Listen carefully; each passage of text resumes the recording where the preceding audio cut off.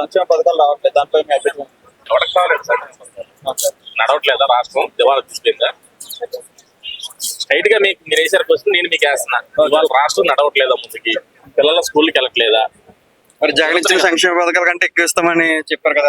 అవసరం లేదండి ఎవరికి. మరి ఎందుకు చెప్పారంటారు? ఎవరికి అవసరం లేదా? అన్ని వాళ్ళు పరిపాలన కావాలి, అభివృద్ధి కావాలి, చదువుకున్న పిల్లలకి ఉద్యోగాలు కావాలి. ఇలా బతుకు తెరుగు కోసం ఎంత దూరం వచ్చాం. మాది ఆంధ్ర, విజయవాడ నాది. బతుకు తెరుగు కోసం ఎంత దూరం వచ్చాం. అదే అక్కడ డెవలప్ అవుతుంది, అక్కడ ఉంటాం కదా మనం. దూరం రావాల్సిన అవసరం లేదు కదా. జగన్ ఏం చేశాడంటే సంక్షేమ పథకాల మీద దృష్టి పెట్టి అభివృద్ధిని అసలు ఎక్కడ కూడా లేకుండా చేశాడు. ఇప్పుడు అభివృద్ధి కావాలి మనకి, సంక్షేమ పథకాలు అవసరం.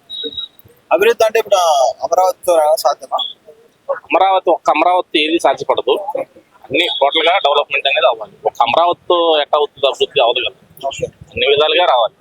వైజాగ్ క్యారిడార్ బాగుపడాలి, విజయవాడ అమరావతి రావాలి, అన్ని సిటీస్ డెవలప్ అవ్వాలి. మన రాష్ట్రానికి పెట్టుబడులు రావాలి, ఐటీ కంపెనీలు రావాలి. ఆంధ్రప్రదేశ్ లో బీజేపీ ఏమైనా పుంజుకునే అవకాశం ఉందంటారు? బీజేపీ ఎప్పుడు కూడా పుంజుకునే అవకాశాలు, పెంచుకునే అవకాశాలు ఏమి ఉండవు.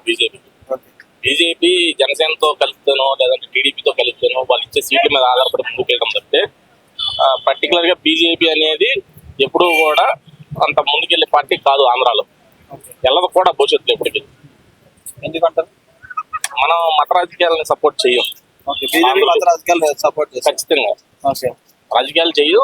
అట్లాగే హిందుత్వ భావజాలం ఉన్నా కానీ మనకు టీడీపీ లోకల్ గా ఉంది.